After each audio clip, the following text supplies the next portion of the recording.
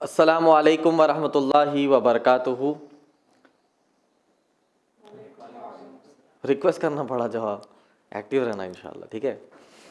आज 16 फरवरी 2020 संडे को माशाल्लाह से जो हमारा थर्ड वर्कशॉप है उसका हम आगाज़ करते हैं, शुरुआत करते हैं, जिसका उन्वान है अक़ीदा वर्कशॉप।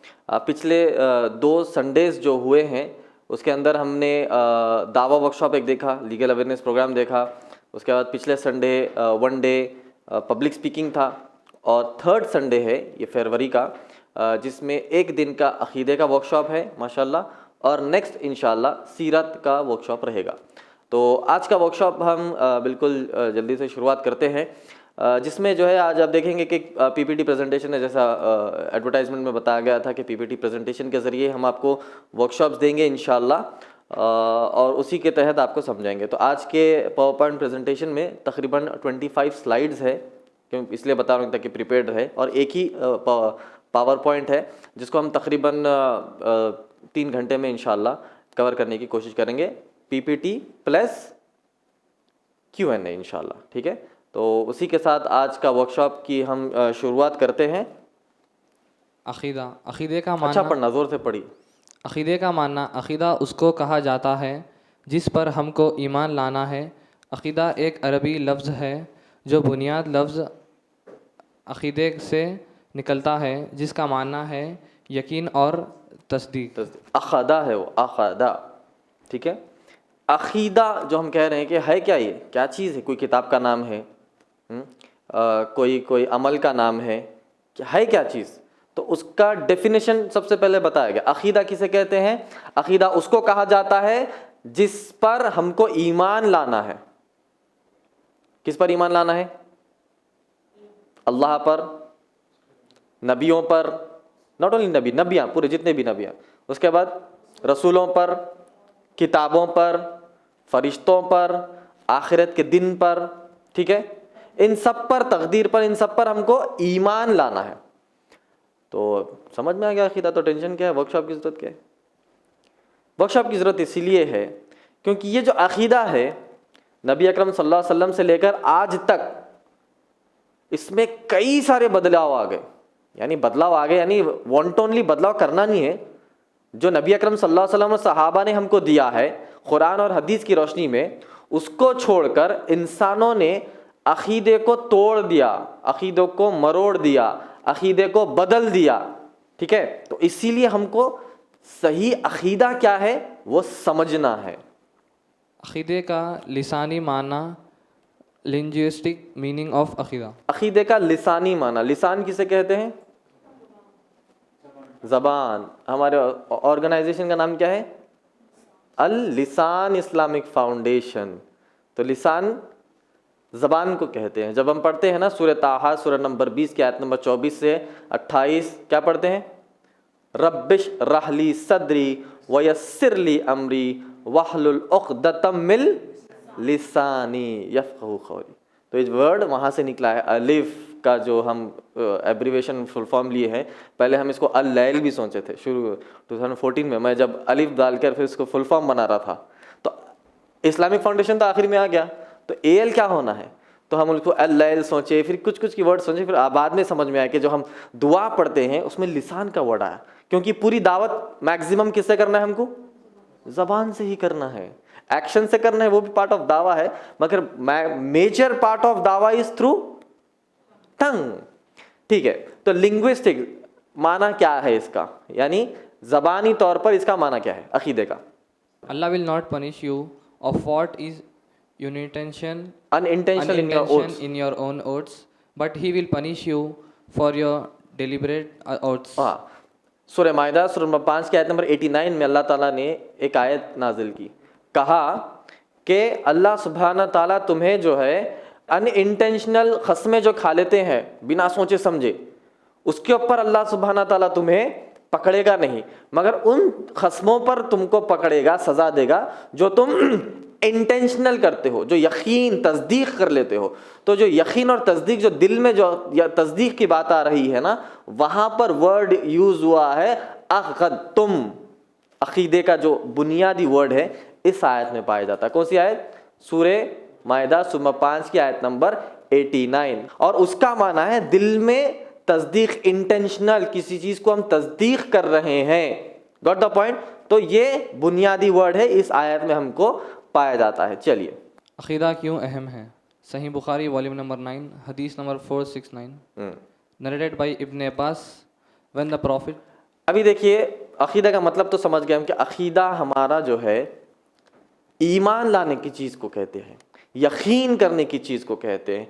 हम जो है किसी चीज़ को तस्दीक करने की चीज़ को अकीदा कहते हैं। उसके बाद बताया गया है कि किस पर ईमान लाना है, क्यों ईमान लाना है, एक कैटेगरीज बता दिए कि अल्लाह पर, रसूलों पर, नबियों पर, फरिश्तों पर, आखिरत के दिन पर ईमान लाना है। ठीक है, अभी जो है सवाल ये है कि अकीदा क्यों अहम है भाई। ठीक है, अकीदा को छोड़ के बाकी काम कर सकते हैं ना। नमाज भी एक अहमियत वाली चीज़ है, रोज़ा भी एक अहमियत वाली चीज़ है, ज़कात भी एक अहमियत वाली चीज़ है, लोगों से अच्छे रहना एक अहमियत वाली चीज़ है, सोसाइटी को सही करना एक अहमियत वाली चीज़ है। तो अकीदा को साइड में रख देंगे, बाकी के काम हम करेंगे। Got the point? कई लोगों का ये जो है जहनियत है, ये सोच है, अकीदा तो ठीक है भाई, अल्लाह रसूल पर जो हमको सही तरीके से मानना है, अल्लाह रसूल और फरिश्तों को, वो ठीक है, मगर नमाज पर कॉन्सेंट्रेट करो। वो ठीक है मगर तुम जो है ज़कात पर कॉन्सेंट्रेट करो। वो अकीदा तो ठीक है मगर तुम लोगों से अच्छे रहो। तो हम कहते हैं कि ये सब जो चीज़ें हैं, ये जो सब जो आमाल है, रोज़ा, नमाज, ज़कात, लोगों से अच्छे रहना, ये सब जो है ना, ये सब कैटेगरी में आते हैं। ये सब कैटेगरी में है। मेन कैटेगरी में क्या है? आपको सबसे टॉप क्या है? अकीदा। आगे की आयतों में यही बताया गया है कि हर नबी और हर रसूल को सबसे पहला टास्क जो दिया गया था वो यही था कि लोगों को अल्लाह की तरफ बुलाए, क्योंकि उन लोगों का अकीदा खराब था। जब नबी अकरम सल्लल्लाहु अलैहि वसल्लम जो है मक्का में जब इस्लाम की दावत दे रहे थे, क्या नमाज पहले पढ़ो बोले? क्या पहले ज़कात दे दो बोले?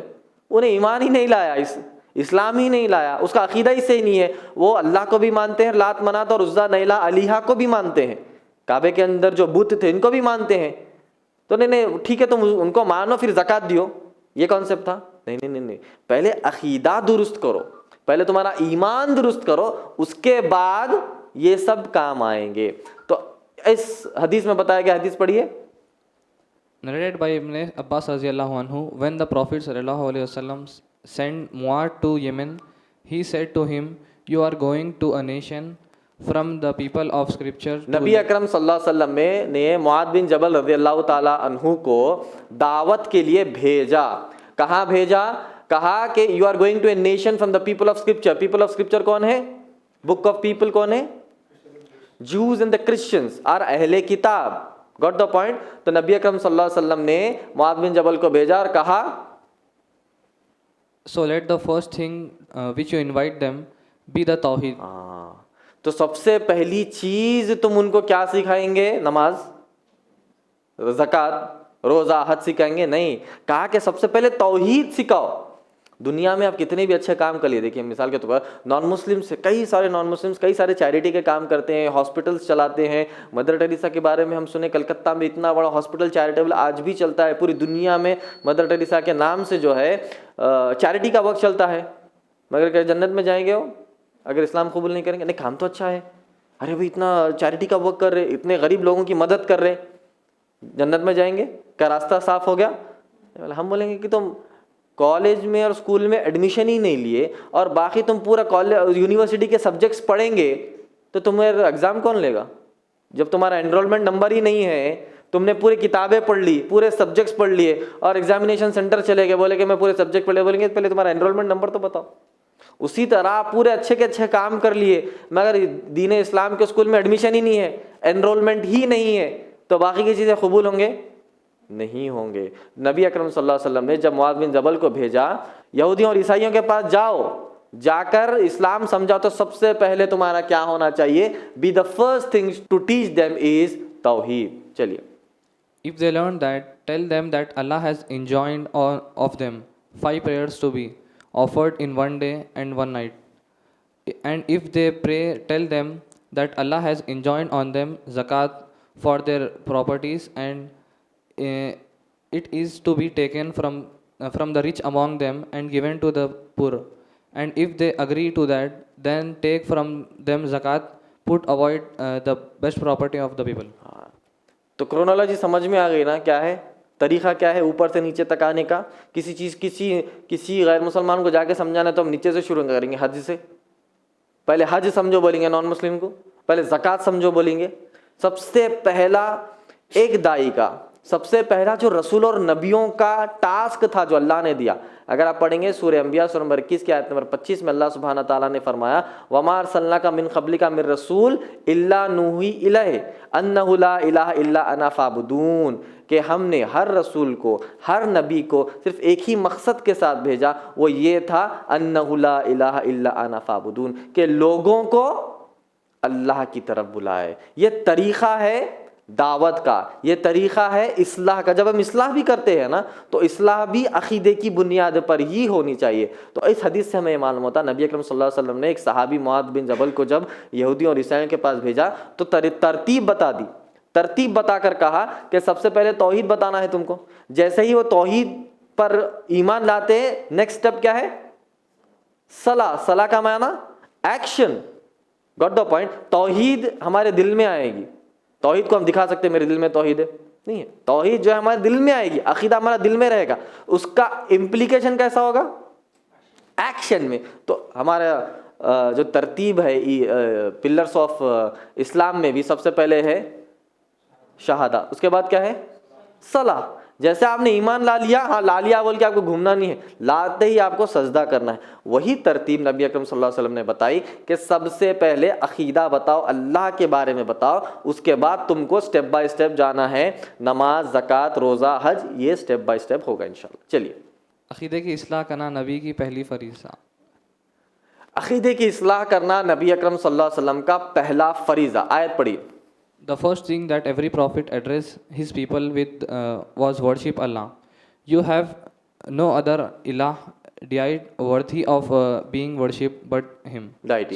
सूरह आराफ सूरह नंबर 7 की आयत नंबर 59 में नबी अल्लाह सुब्हाना ताला ने कहा कि हर नबी और रसूल का यही सबसे पहले फरीज़ा था कि वो अक़ीदे को दुरुस्त करे। बाकी सब चीज़ें सेकेंडरी हो जाएगी, सबसे पहला हमारा अक़ीदा हो जाएगा। अगर कहेंगे अक़ीदा क्यों अहम है, तो ये जवाब हमको देना है। अगर कोई होए सब छोड़ दो भाई, अक़ीदा छोड़ दो भाई, पहले अच्छा काम कर लो, नमाज पढ़ लो, सब अच्छे काम कर लो, आप अक़ीदा छोड़ दो बोलते, हम ये जवाब देंगे कि ये मैंने तरतीब नहीं दी, ये नबी अकरम सल्लल्लाहु अलैहि वसल्लम ने तरतीब दी और अल्लाह सुब्हाना ताला ने इसकी अहमियत को बताया है। It was said by Nuh, Hud, Saleh, Shoaib and all other prophets, peace be upon him, all to their nations. इस आयत में बताया गया सूरह आराफ में 59, 65, 73 और 85 का ये जिस्ट है। इसमें बताया गया कि अल्लाह सुब्हाना ताला ने इतने रसूल और नबियों को, नूह अलैहिस्सलाम, हूद अलैहिस्सलाम, सालेह अलैहिस्सलाम, शोएब अलैहिस्सलाम and all the other prophets were given the mission to teach अकीदा फर्स्ट। तो दिमाग में ये बिठा लेना, कभी भी कोई भी कहे कि अकीदा छोड़ दो भाई, बाकी के सब चीज़ों को हम जरा अहमियत देंगे, नमाज ये फला फला फला, वो सेकेंडरी होगा। जब मेन हेडिंग यानी मेन चीज़ हमारी दुरुस्त हो जाएगी तो नीचे की जितनी भी चीज़ें हैं ना वो बाय डिफ़ॉल्ट सही होते रहेंगे। हम नीचे करेक्शन कर लेते बैठेंगे तो ऊपर हमारा करेक्शन नहीं होगा। इस्लाम में अक़ीदा किसी दूसरे की दुन इस्लाम में अक़ीदा इल्म का मामला है। एक मुसलमान दिल में यकीन रखे बिना कोई शक और शुबा के और कोई गलत फहमी नहीं होना चाहिए। अल्लाह ने कुरान में अक़ीदा के बारे में बताया है। हाँ, इस्लाम में अक़ीदा इल्म का मामला है। अक़ीदा कब आएगा भाई आपको? अक़ीदा आपका दुरुस्त कब होगा? करेक्शन कब होगा हमारा? जब हमारे पास इल्म होगा अक़ीदे का, उसकी नॉलेज होगी तभी तो सही होगा। जब नॉलेज नहीं होगी तो अक़ीदा पूरा बर्बाद हो जाएगा। तो इस्लाम में अक़ीदा इल्म का मामला। एक मुसलमान दिल में यकीन रखे बिना कोई शक व शुबा के और कोई गलत फहमी नहीं होनी चाहिए। अल्लाह पर, नबी पर, रसूल पर जो हमको ईमान लाना है, अपना जो अक़ीदा है कोई शक व शुबा में है, अरे भाई नौज़ुबिल्लाह अल्लाह सुब्हाना ताला अल्लाह है कि नहीं कि नौज़ुबिल्लाह, ऐसा है नबी क्या भाई हो सकते क्या, नौज़ुबिल्लाह। कोई कुरान को ऐसा सोचता है अरे अल्लाह सुब्हाना ताला कैसा उतारते भाई आसमान पे, ऐसा है हमारा नहीं। तो अक़ीदे में क्या होगा? बिना कोई शक व शुबा के और बिना कोई गलत फहमी के। गलत फहमी कब आएगी? जब इल्म नहीं होगा या गलत इल्म होगा। कोई आपको गलत इल्म सिखा देगा, कोई गलत अकीदा सिखा देगा, तो जब आपकी गलत फहमी हो सकती है। तो अकीदा इल्म का मामला है जिसमें शक नहीं होना चाहिए और गलत फहमी नहीं होनी चाहिए। अल्लाह सुब्हाना ताला ने कुरान मजीद में अकीदे के बारे में बताया। चलिए, अकीदा के उसूल है जिन पर अल्लाह ने हमें यकीन करने का हुक्म दिया है। अल-बकरा सूरा नंबर 2 आयत number 25। The messenger believes in what has been sent down to him from his Lord, and so do the believers. Each one believes in Allah, His angels, His books, and His messengers. They say, we make no distinction between one and another of His messengers. And they say, we hear and we obey. We seek your forgiveness, our Lord, and to you is the return of all. हाँ, ये आयतें बहुत अहम हैं। सूरह बकरा सूरह number 2 की आयत नंबर 285 और 286, आमन रसूल बिमा उनजिला जो पढ़ते हैं, ये आयतें हैं।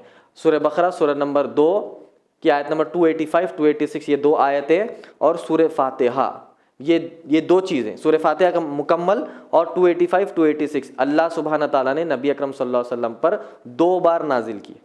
एक तो नाजिल किए, और जब मेराज में नबी अकरम सल्लल्लाहु अलैहि वसल्लम गए थे वहाँ पर तोहफे में दिया। ये बहुत अहम वाली आयतें हैं। तो इसमें अकीदे के बारे में अल्लाह सुब्हाना ताला ने बताया कि हमको ईमान लाना है अल्लाह पर, रसूलों पर, फरिश्तों पर, किताबों पर। और जो है सूरह तगाबुन सूरह नंबर 64 की आयत नंबर 11 में अल्लाह सुब्हाना ताला ने तकदीर का भी जिक्र किया है। तो ये हमारे पूरा अकीदे से रिलेटेड है। उसके बाद कहा गया ला नुफर्रिकु बैना अहदिम मिर रसूली, कि we do not make any distinction between the prophets. उसके बाद कहा गया आयत में, ये इंपॉर्टेंट है, वी हियर समयना वाताना, कि हमने सुना और हमने अमल किया। क्या हमने सुना अभी आयत में? कि हमको ईमान लाना है अल्लाह पर, रसूलों पर, नबियों पर, किताबों पर, फरिश्तों पर, आखिरत के दिन पर, और जो है तकदीर पर ईमान लाना है। जैसे ही हमने सुना, समयना वाताना, हमने सुना, हमने अमल किया। आजकल मुसलमानों का क्या हो गया? समयना वाताना अल्लाह ने कहा तो हमने क्या किया? समयना, पहले हम सुनते हैं, उसके बाद हम समझते हैं। हमको समझना है पहले, समयना व समझना व अताना कर दिया हमने, थोड़ा एडिशन कर दिया उसमें। सहाबा का कैसा था? नबी से सुनते ही अमल करते, नबी अकरम सल्लल्लाहु अलैहि वसल्लम से जैसा उन्होंने सुना उन्होंने अमल किया। आज के मुसलमानों का हाल क्या है? पहले सुनते हैं, हाँ भाई सुन लिए, ये आयत है, ये हदीस है, ओके ठीक है, हमारे हिसाब से हम कर सकते हैं, हमारे हिसाब से अगर हम अप्लाई कर सकते हैं, अगर हमको जमती है या नहीं जमती है, या मुश्किल आएगी या परेशानी आएगी, ये समझेंगे पहले, उसके बाद अगर अमल करना है तो करेंगे, नहीं तो वो भी नहीं करेंगे।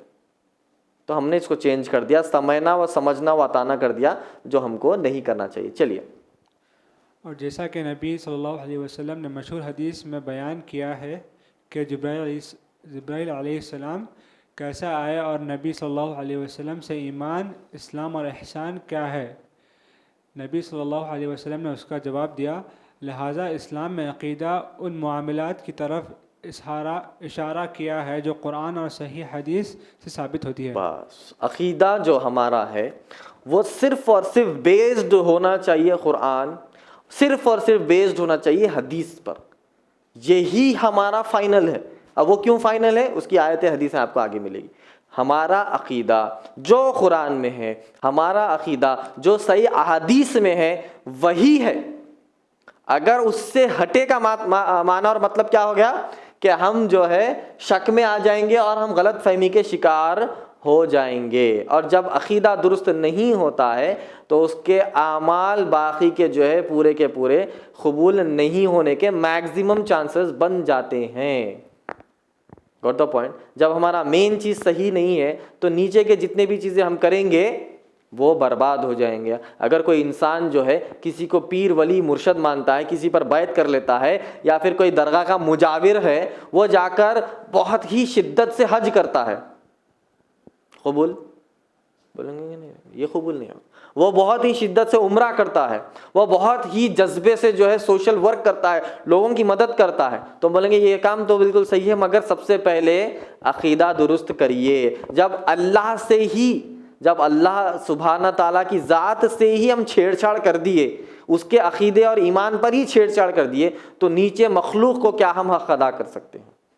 अल्लाह को मानने का जो हक़ है वही सही अदा नहीं कर रहे, तो इंसानों का हक़ हम कहाँ से सही अदा करेंगे? The Messenger of Allah stayed in Mecca for 13 years after he was bestowed with prophethood, calling people to Tawheed and rectifying their Aqidah. because it is the foundation upon which the entire structure of the deen stands. जब नबी अकरम सल्लल्लाहु अलैहि वसल्लम मक्के में थे, Medina जाने से पहले 13 साल जब नबी अकरम सल्लल्लाहु अलैहि वसल्लम मक्के में थे हिजरत से पहले, तो नबी अकरम सल्लल्लाहु अलैहि वसल्लम का मेन कोर्स यही था, बेसिक ऑफ दीन यही था कि उनको सही करे उनके अकीदे पर, लात मनात उज़्ज़ा नैला अलीहा से उनको दूर करे और एक ही तौहीद और वहदानियत पर कुफार मक्का को लेकर आए. The du'at callers to the religion of Allah, and those who seek to guide others in every age have followed the example of Prophet and his messengers and the prophets, who initiated their call with tawheed and corrected of aqidah, and subsequently they would focus upon the remaining commandments of the deen. अब इसमें क्या कहा गया? The दुआत किसे कहते हैं? दाई singular, दुआत is plural. ये मालूम रहना आप लोग को, बेसिक चीज़, ठीक है. बेसिक दाई किसे कहते हैं? The person who calls people to Allah or to Islam, ठीक है. दुआत is the plural of Dai. The दुआत and those who seek to guide others in every age have followed the example of messengers and the prophets who initiated their call with the tawheed. उनका बुलावा कहाँ था? सबसे पहले तौहीद पर था. इसीलिए हमने वर्कशॉप में क्या सीखा? एक पॉइंट उसमें ये था कि अगर कोई नॉन मुस्लिम आकर आपसे जो है हिजाब के बारे में पूछे, कोई नॉन मुस्लिम आके आपके जो है मुसलमान दाढ़ी क्यों रखते बोल के पूछे, तो हम क्या करेंगे? उसको पलटा कर किधर लेके आएंगे? तौहीद पर लाएंगे, क्योंकि वो फुरूई मसाइल में ही आपका पूरा वक्त बर्बाद कर देगा. अगर आप पूरा उसको साबित कर दिए कि हिजाब पहनना ही सही चीज़ है, वो मान लिया, कामयाब. हिजाब पहनना मानना जो वो कामयाब नहीं है, अल्लाह को मानना ये कामयाबी है हमेशा. तो कहा गया द करेक्शन, और नबियों का रसूलों का यही दीन था, यही बेसिक था कि वो लोगों को अल्लाह की तरफ बुलाए. Al-Aqidah creed must come first because it is the foundation of the da'wah call of the prophets, peace be upon them all. As Allah the Exalted said upon the tongue of every prophet He has sent to His people, O people, worship Allah, you do not have a deity other than Him. अभी topic हमारी यही चल रही कि अकीदा अहम क्यों है. Got the point. अकीदा क्या है पे नहीं आए हम अभी.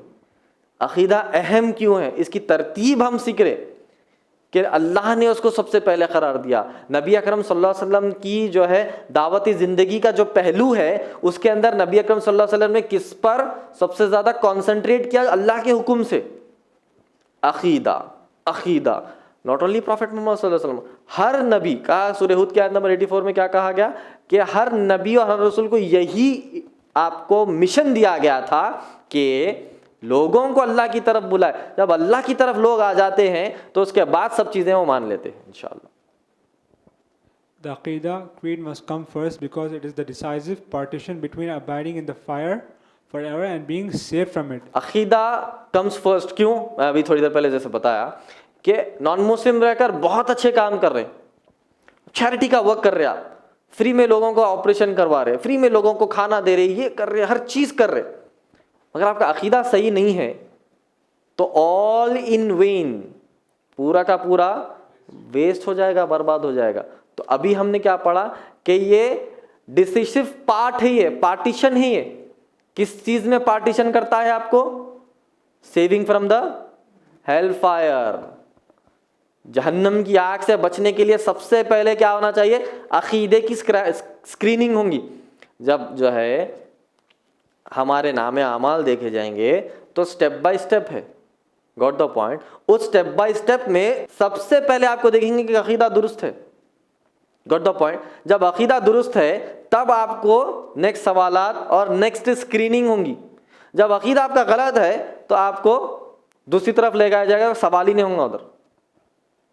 हाँ, इल्ला ये कि जो अल्लाह ताला की रहमत, जो 99% अल्लाह ने रहमत के हिस्से बचा कर रखे हैं अपने लिए, उम्मत मुस्लिमा के लिए, वो अलग बात है. मगर जनरल रूल यही है, फर्स्ट स्क्रीनिंग ऑन अकीदा. अकीदा नहीं रहा तो पूरे आमाल ख़त्म. चलिए. Have you not heard the statement of Allah? Sublime is His affair. Verily Allah does not forgive that shirk be made with Him, and He forgives whatever is less than that for whomever He wishes. सूरह निसा सूरह number 4 की आयत number 48, सूरह निसा सूरह number 4 की आयत number 148. इसमें अल्लाह सुब्हाना ताला ने क्लियर कर दिया, और भी कुरान की कई आयतें हैं कि अल्लाह सुब्हाना ताला हर गुनाह को माफ़ करेंगे. एनीथिंग एक्सेप्ट शिरक, ये क्लियर। शिरक अल्लाह विल नेवर फॉरगिव। आप छोटे अमाल करते हैं, आप बड़े अमाल करते हैं, अच्छा बुरा सब करते हैं, अल्लाह की रहमत से, आपकी तौबा से, यानी इंसान जब गलती करता है फिर तौबा मांग लेता है, फिर अल्लाह की रहमत, अल्लाह सुब्हानहू व तआला माफ़ भी कर सकता है अल्लाह की रहमत से। मगर अल्लाह ने कहा कि शिरक कभी भी नहीं होगा माफ़। आपने शिरक कर दिया, इंसान ने शिरक कर दिया का माना वो कंप्लीट खसारे में है। गलत फहमी ये भी है कि सिर्फ नॉन मुस्लिम गैर मुसलमान शिरक करते हैं। असलियत ये है कि मुसलमानों के अंदर भी शिरक पाया जाता है, वो भी कसीर तादाद में। चलिए, And whosoever commits shirk with Allah, then he has indeed perpetrated a great sin. Great. अभी मुझे बता, सूरह निसा सूरह नंबर 4 के आयत नंबर 48 में यही है कि अल्लाह सुब्हानहू व तआला शिरक को माफ़ नहीं करेंगे, हर गुनाह को माफ़ करेंगे। Shirk is the greatest of those things which negate Tawheed, which is the basis of the correctness of the correct. शिरक is the greatest of those things which negate तौहीद। तौहीद के बिल्कुल जो ऑपोजिट है वो क्या है? शिरक है। Which is the basis for the correctness of the correct अकीदा। तौहीद हमारा बेस है करेक्ट अकीदा के लिए। तौहीद बहुत इंपॉर्टेंट है, ये छोड़ के पूरी दुनिया के काम कर लेंगे तो फायदा नहीं है। The aqidah must come first, because shirk with Allah is the greatest form of oppression. As Allah the Exalted says, verily, shirk is indeed a great transgression. सूरह लुक़मान याद कर लीजिए, आयत बहुत अच्छी है। सूरह लुक़मान अलैहिस्सलाम तो याद रहते। सूरह लुक़मान सूरह नंबर 31:13, ठीक है, बहुत आसान है, याद कर लीजिए। तो अल्लाह ने कहा कि वेरीली शिरक is Indeed a great transgression. Great transgression का माना यह है कि बहुत बड़ा संगीन जुर्म है। शिरके क्या है? बड़े शिरक को क्या बोलते हैं? पर बोलो ना, फिर बोल रही नहीं।